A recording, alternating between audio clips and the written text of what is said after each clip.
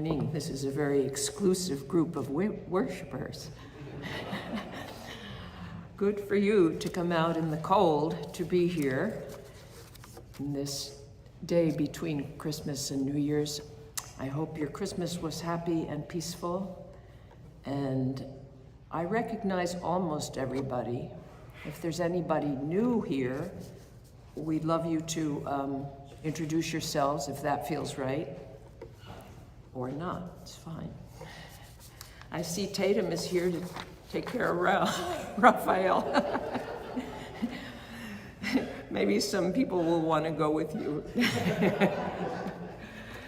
I think you know there are large print and hearing devices in the back.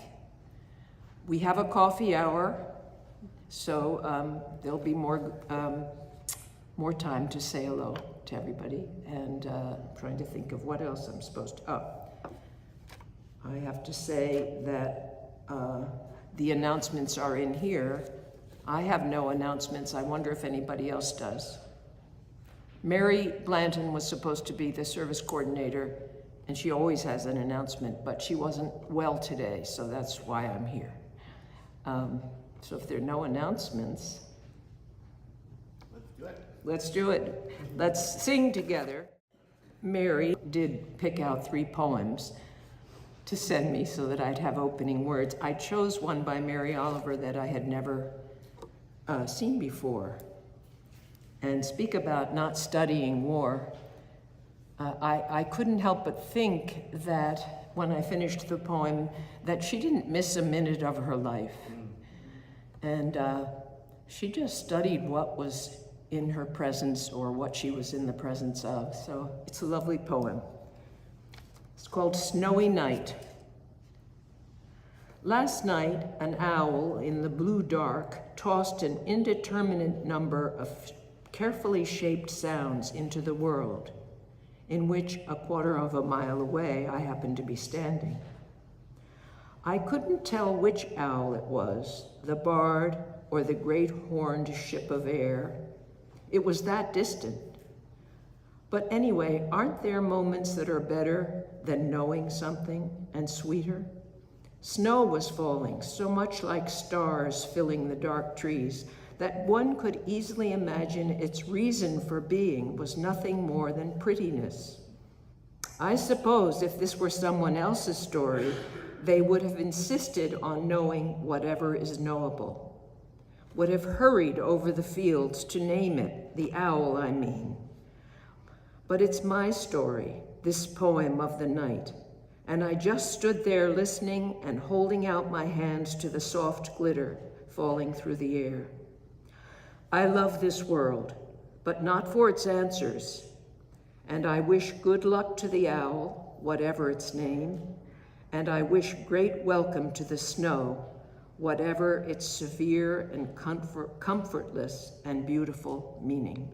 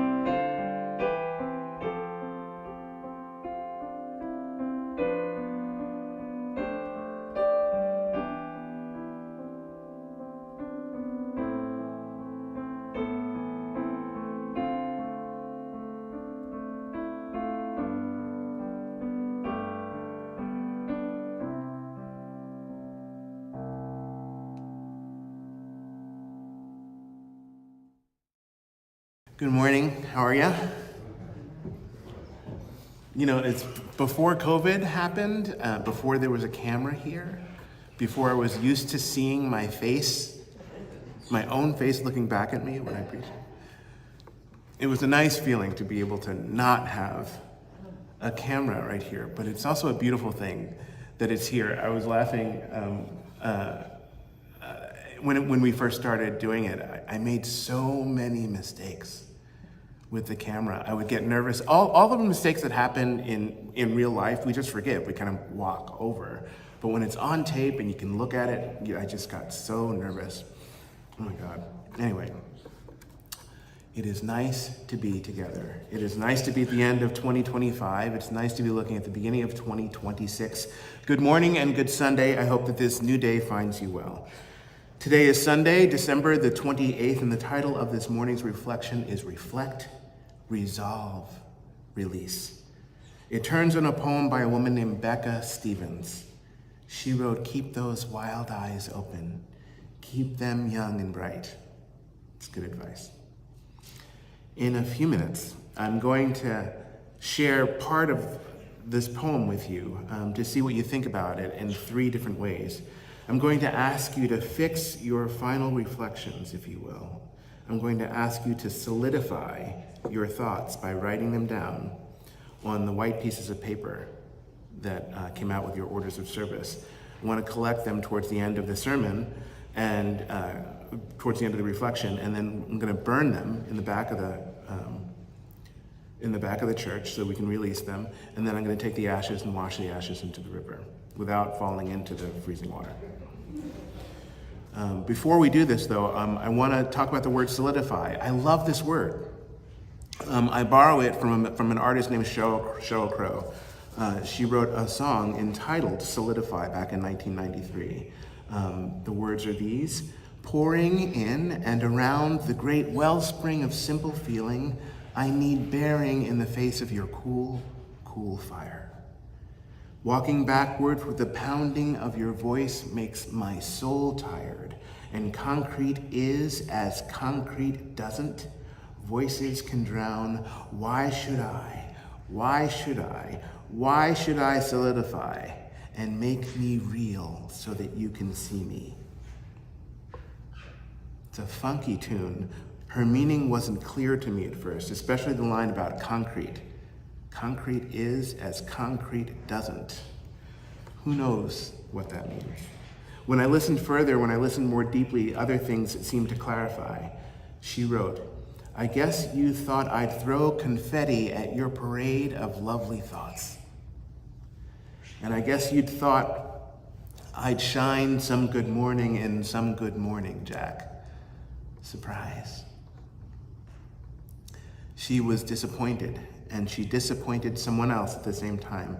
I think that this poetry tells the story of a woman's growing awareness that her friend or her partner wanted her to be less than she actually was, or wanted her to be more enamored with him than she actually was, wanted her to be different in some way, wanted her to be more contained, more constrained, more predictable. He wanted her to solidify, and she was not into it. She asked, why should I solidify and make me real so that you can see me?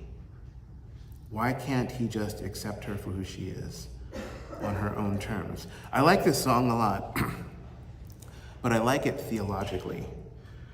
I like it theologically because I believe that this is what is happening to faith in American public life right now, particularly to Christianity. We have been overly containing faith, overly constraining faith. We've been forcing the great mystery to solidify, and it just won't. It can't. It doesn't want to. What is best in us and what is highest in us wants to keep our wild eyes open. Thank God. Faith will not be tamed. Many have tried to tame the great mysteries of life. They've tried for thousands of years, and each time we've resisted, sometimes with love, sometimes with violence, sometimes with revolutionary laughter. And the efforts come in waves, some of the ways that give us our traditions. There's this great skit circulating online right now. It's a group of pagan worshipers who are gathered in a cave. Has anybody seen this? They're all dressed in brown robes. Everyone is wearing brown robes except for one person who's dressed up like a very fancy evergreen tree. And these pagans are gathered in the cave, and they're laughing, and they are dancing, and they are drinking, and they are talking. And then suddenly in bursts an angry Jesus with his entourage of followers. Jesus interrupts the festivities and says, "All right, everybody out. This is my party now," co-opting the winter solstice. The Jesus folks were taking over the show. The pagans resisted, of course. They did not go quietly. They had questions. They needed answers. Of Jesus, they said, "Who are you?" And Mary, one of the followers, answered proudly and right away. She said, "He's the Son of God. That's who he is." And then he was immediately chastised by her son. "Mom." Jesus seemed to fear that his mother's tone might be off-putting. So Jesus answered, but he answered in exactly the same way. He said, "I'm the Son of God. That's who I am, and it's my birthday." "Your birthday was months ago," the pagan leaders responded, hoping that a fact would diffuse the situation. Jesus said, "Well, I changed it," much to the consternation of the pagans. So the pagan leader says, "You can't just take over winter solstice. We've been doing this for thousands of years." And Mary said, "Well, we never got an invite." And the pagan leader says, "Well, I'm sorry, but to replace an ancient tradition just because you weren't invited doesn't make a whole lot of sense." And Jesus immediately made an appeal to his Father, who was obviously listening. God sends down lightning and thunder immediately, and the solstice pagans take heed. They give up the fight, they give up the cave, and they give up the celebration. They surrender and they leave the cave single file. Brown robes filed out first, one by one. The fancy evergreen was the very last to go. "That's right, keep it going," the angry Jesus said to everyone except for the very last person, the fancy evergreen. He said, "Not you. You're staying. Behold the first Christmas tree." Then an angry Santa Claus and an entourage of elves burst into the cave. They interrupted this scene just as the Jesus folks had a moment before, and they said, "All right, everybody out," meaning that the meaning and the celebration of this time of year has been lost so many times. There's a saying that says, "How quickly righteousness flies from the hands of those who try to wield it." This sentiment is true of faith in more ways than one. We distort the miracle in our efforts to contain it and constrain it. We miss the point, and we ask the cloud of mystery to solidify. Maybe we should just find a way to become more comfortable with the mystery. Maybe we should learn to keep our wild eyes open. Are you ready for the wild eyes of life? How comfortable are you with the mysteries of life? How stable is your heart? How stable is your soul when the earth is quaking and shaking beneath your feet? I love the song by Sheryl Crow. I love its words and its energy, its power. The song is sexy and rebellious and wild, much like faith can be if it keeps its wild eyes open. Wild Eyes Open is a poem by Becca Stevens. I'm going to share the first part of the poem repeatedly in an adaptation of a reflection practice called Lectio Divina. I'll say more about this later, but right now I'm just going to read through the poem, the poem 3 times at 3 different speeds. The first time I'm going to ask you to let the words wash over you gently. Whatever words or images or parts of the poem catch your attention, please pay attention to that.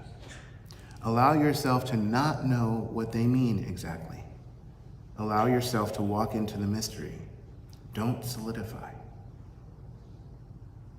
Let these words take you on a journey that has no predetermined destination. Wander into the winter wilderness of your own thoughts for a while. And after a short time of reflection, I will read through the passage again. The words will be more familiar to you, but the meaning may change or may deepen. The meaning may change if you understand the words or the images or the poetry in a different way.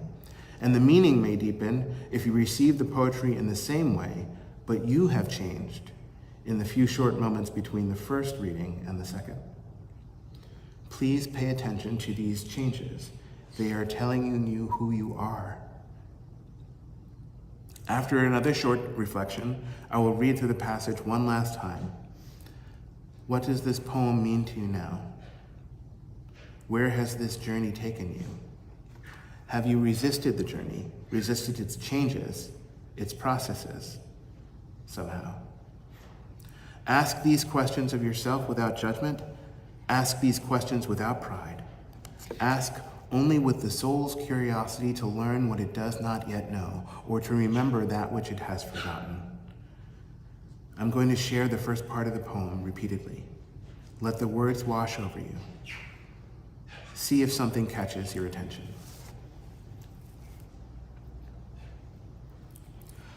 Mama is sleeping in the chapel on the hill. It's the house she couldn't leave and the story that I cannot tell. And a bat lives in the steeple, just below the bell, hiding from the people who cry out, "Why me?" Keep those wild eyes open. Keep them young and bright. The neighbors brought her flowers when the garden went to seed, and the bell rang out for hours when it came time for her to leave. And she left us like a lion, and she died just like a lamb. And if it weren't for all her crying, I'd rewind just to say goodbye again. And she loved my baby girl just like the summer loves a storm. And she said, "You are an old soul that I've known since the very day that you were born. So tell me all your secrets. You just came from where I'm going. Who are you? Are you a little piece of God? Come down for me to hold? Are you a little piece of God?"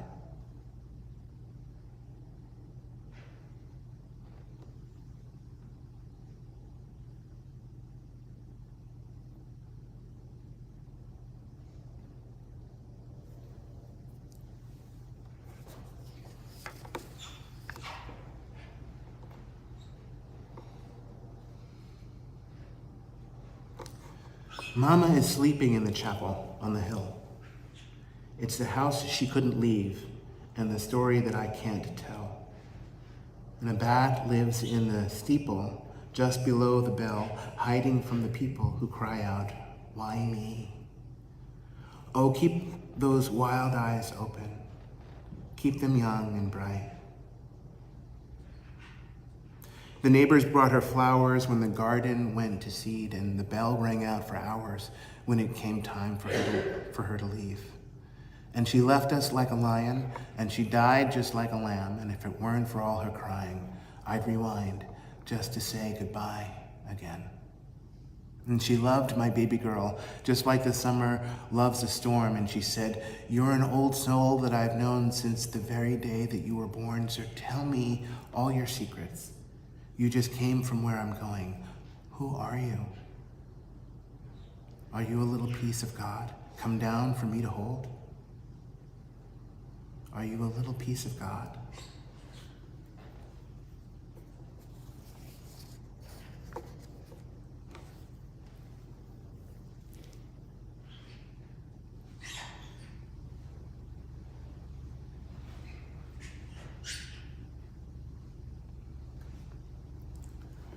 Reading through a final time, where will you go on this journey? Will you resist it somehow, resist its meaning, resist its changes?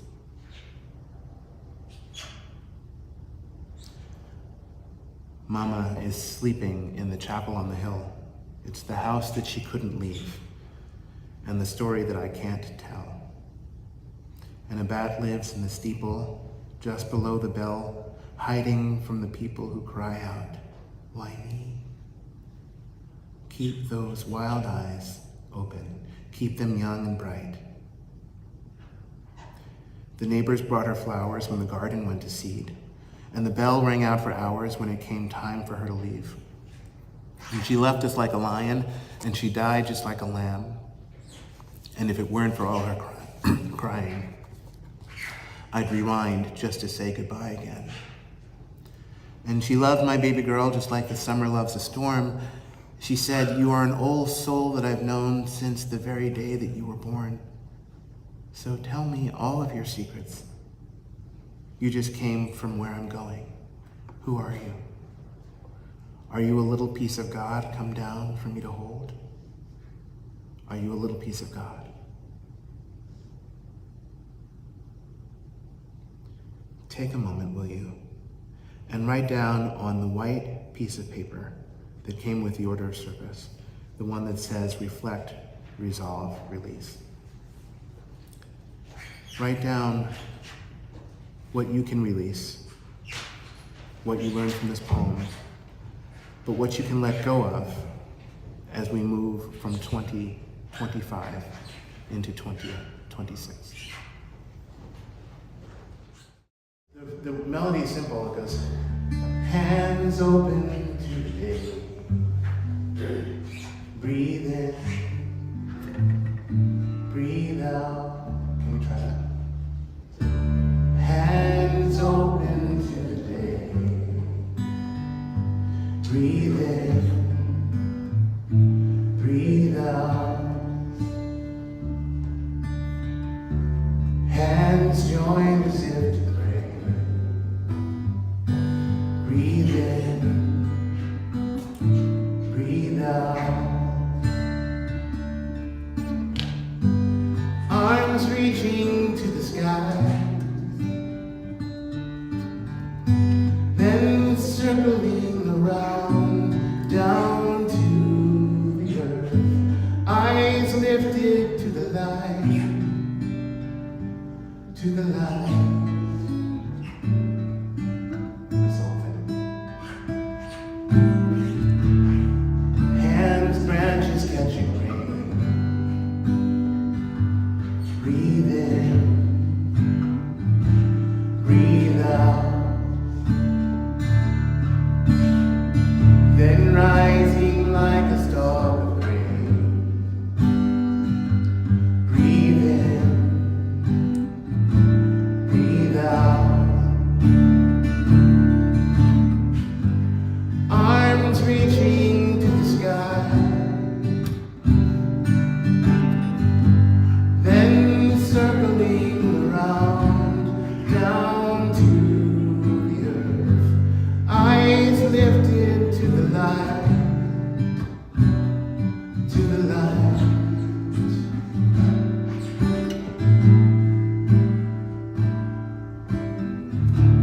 Hands open to the day. Breathe in, breathe out. Hands joined as if to pray. Breathe in, breathe out. Breathe in, breathe out. Breathe in, breathe out.